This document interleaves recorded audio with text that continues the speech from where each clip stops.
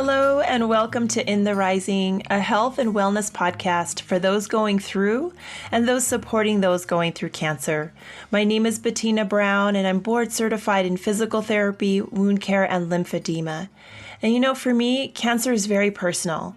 It's affected my friends, my immediate, and my not so immediate family.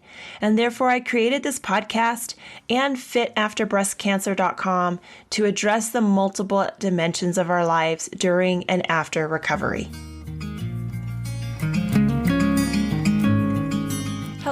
Hello. I wanted to share this. I came across Dr. Jessica Chang's comments on Cancer Network, home of the Journal of Oncology. And she expressed the phrase, Prehab for all. That's her catchphrase, and I was completely sold. For one, I'm a physical therapist, and I believe in the value of prehab. But I also know that people tend to do better after surgery, after treatment of any kind, once they have a higher level of mobility.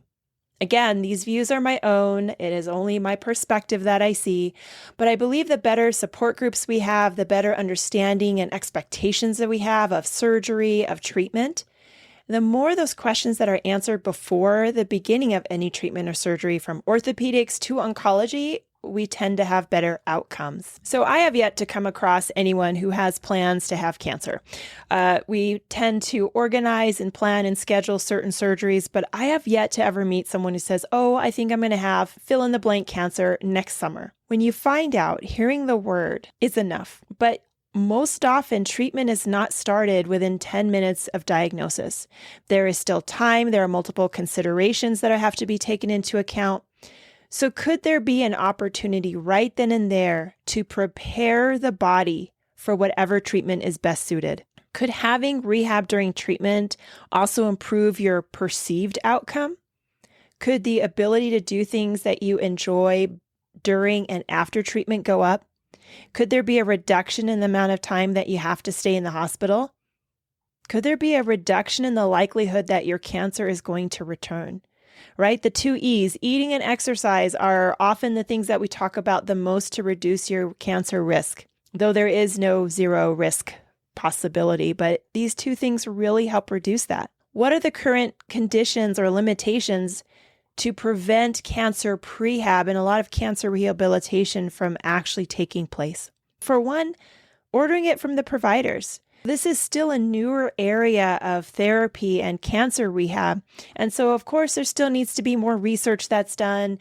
The better, more likely this can be adopted. There are also limited numbers of people who are available for the prehab. For physical therapy, for example, there are fewer than 200 board-certified oncology rehab specialists in the entire nation. There are fewer PTs and OTs that can do lymphedema. Within the state of New Mexico, where I practiced, when I was most involved in cancer rehab a few years ago, there were 17 lymphedema specialists in the state with a population of 2 million people.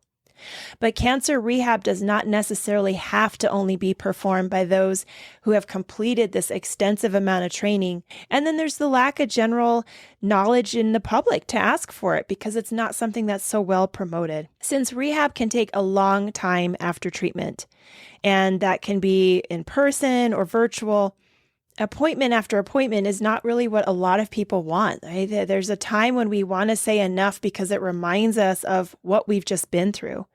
But the inability to complete the tasks and the hobbies can make a real difference for the quality of life of a person.